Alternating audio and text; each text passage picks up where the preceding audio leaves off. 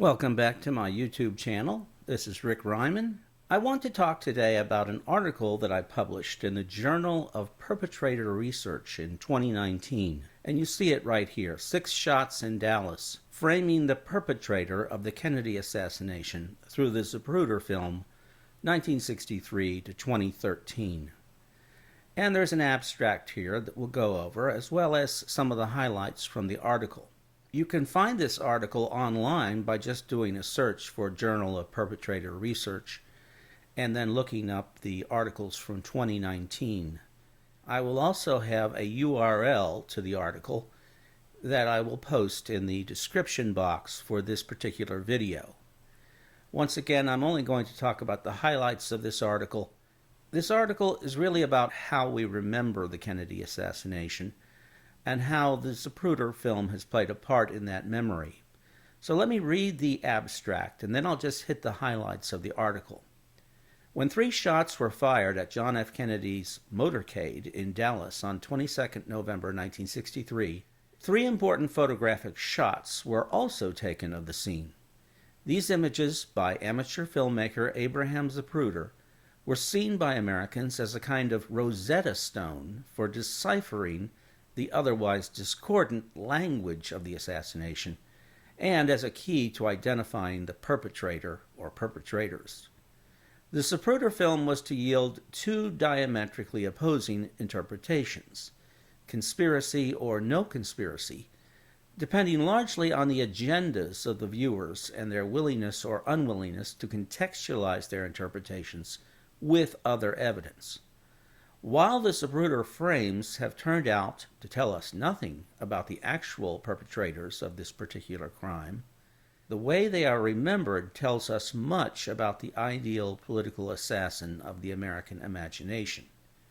Tracing the different ways in which the Zapruder shots were interpreted since the 1960s and circulated across a variety of media, institutional settings, and contexts of display, this article discusses what these changes mean for the cultural memory of the Kennedy assassination in particular, and more generally, what these changes tell us about the evolving perception and definition of the political perpetrator in American society. Furthermore, the article explores the relation between visual sources and their changing status from documentary to evidentiary to iconic and political and historical interpretations of the act of perpetration. So this is not an article about who did it or whether or not there was a conspiracy.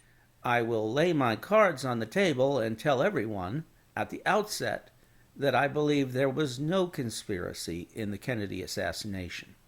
But that particular question does not really interest me because I think it's a settled question, and it was settled more than 50 years ago.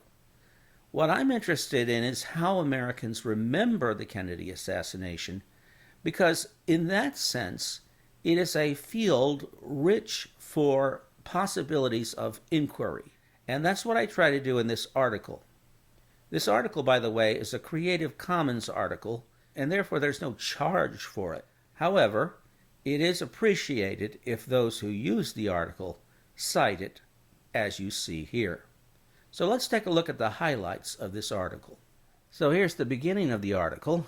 What I'm trying to do is to explain how our interpretation of the Kennedy assassination is bound up with how memory changes in general between 1963 and 2013.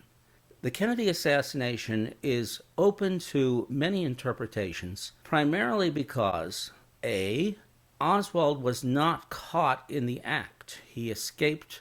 He was not seen firing the rifle by many people, although there were 2 witnesses who have been conveniently ignored for the purpose of adding mystery to the assassination. But he was not seen by large numbers of people, as in the case of other assassinations in American history.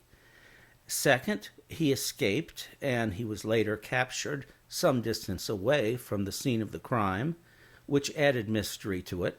And third, he was assassinated himself 2 days after the president was assassinated. And so, of course, there was mystery upon mystery added to the Kennedy assassination. And As a result, people could frame the assassination any way they wanted to. Now, this became even a richer field for fertile thinking when the Zapruder film was incorporated into the mystery, because Americans trust technology. Technology is very important to Americans. And so it was possible to see the Zapruder film, in principle, as a way to answer all the questions that we have related to the mystery, or at least to answer the question whether there was a conspiracy that unfolded in Dealey Plaza itself. It could not answer the questions about Jack Ruby, of course, but it could answer the question, did Lee Harvey Oswald commit the assassination, and is there evidence of more than one gunman? And so the Zapruder film was seen as a way to answer these questions. And of course, without the Zapruder film, there would have been no way to do that, and therefore there would have been no suggestion that these questions could be answered. There were aspects of the Zapruder film that were tailor-made to convince people that this was scientific evidence, particularly the fact that the Zapruder film was seen by everybody as a time clock of the assassination. 18 frames per second rolled through the camera, and therefore it was possible to measure the relative timing of the shots when the shots were accompanied by reactions to those shots in the movie.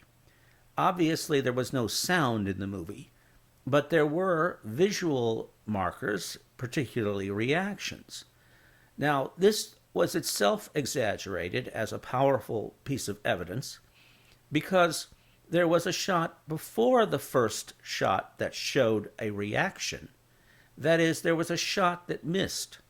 And although there were reactions to that shot, they were not as visible or as graphic as the reactions to the shots that actually hit their mark, namely shots number 2 and number 3.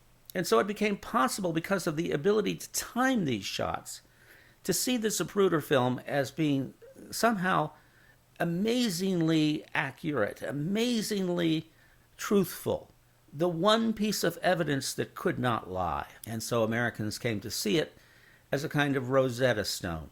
And I talk about other assassinations which were easy to solve because the assassin was seen by many people committing the crime. We think of Booth, of course, in the case of the Lincoln assassination. The other thing that I concentrate on in this article are the different frames of memory, generally speaking, in the period since 1963. In other words, Americans have not always had the same relationship with the past in all periods of time in their history. Americans look at the past differently depending upon the time you're talking about. In the 1960s, for example, Americans tended not to look backward, but to look forward. They were extremely confident that the century, the American century, would continue to be a bright century for the United States. Of course, this eventually changed for a lot of reasons, and that is a story that is too complicated to tell in a short space of time, and I certainly don't try to tell it in this article. But what we see by the 1970s at the end, and particularly in the 1980s and 1990s, we see Americans and people all over the world, in fact, no longer looking forward for some bright future, for the promise of their lives, but rather looking backward to see the sources of their identity. And part of this is because there was a sense that the future was no longer as bright as it had formerly seemed to be in the wake of World War II. In the wake of World War II, from 1945 to, say, 1970, Americans did not want to look backward, nor did people around the world. If you look backward, you could see 2 world wars and a depression. What Americans wanted to see was the future, and they believed it was a supersonic future of amazing possibility. And this pretty much continued through the moon launch in 1969. Now, what does this have to do with the Kennedy assassination? Well, the Kennedy assassination was originally regarded as an open and shut case because when the Warren Commission released its report, most people accepted it as accurate. And that is because Americans were very trusting of authority at this time. They believed that the future was bright, and those who were leading the nation were trustworthy and competent. Now that was soon to change, and it changed about the same time as Americans became disgruntled with government policies in terms of the Vietnam War, and even more with Watergate and the aftermath of the Vietnam War. By the 1980s, we see another factor emerging, namely that identity is all important to the individual and the source of their promise and possibility. Well, of course, where does identity come from? It comes from something that affected the members of the group you're talking about when you talk about identity in the past, something that shaped the identity in the first place in the past. And so in order to understand a group of people, it became perceived that it was necessary to understand where they came from and where their ideas came from. And that, of course, was in the past. So in the 1980s, we see a great emphasis on memory. For example, the Vietnam Memorial was opened in the 1980s. Ronald Reagan went to Germany and, of course, laid a wreath on the graves of SS soldiers at Bitburg. And from there, of course, there was even more concentration on memory.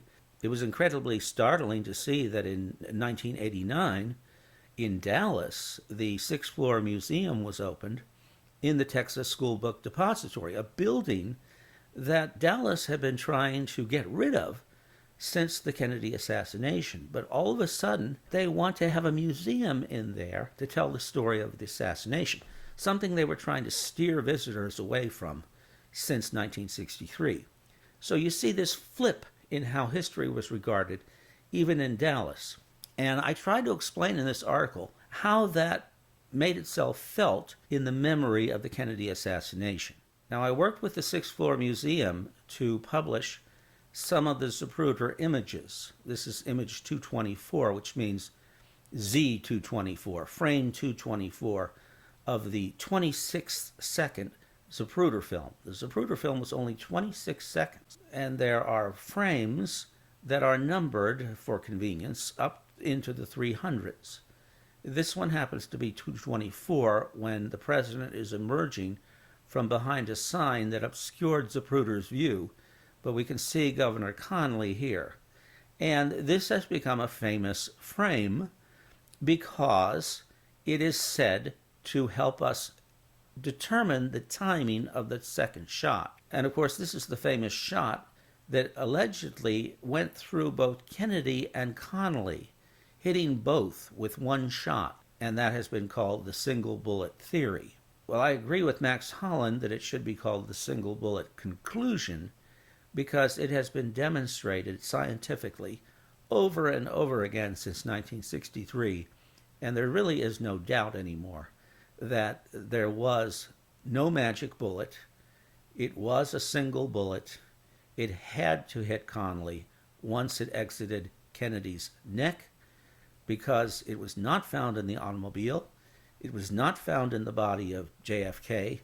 It was not found in Connally's body either, but it was on his stretcher at Parkland Hospital. And of course, there's a whole lot to say about this. And in fact, I have a video about this in the Demystifying Dallas, and I recommend that for your attention.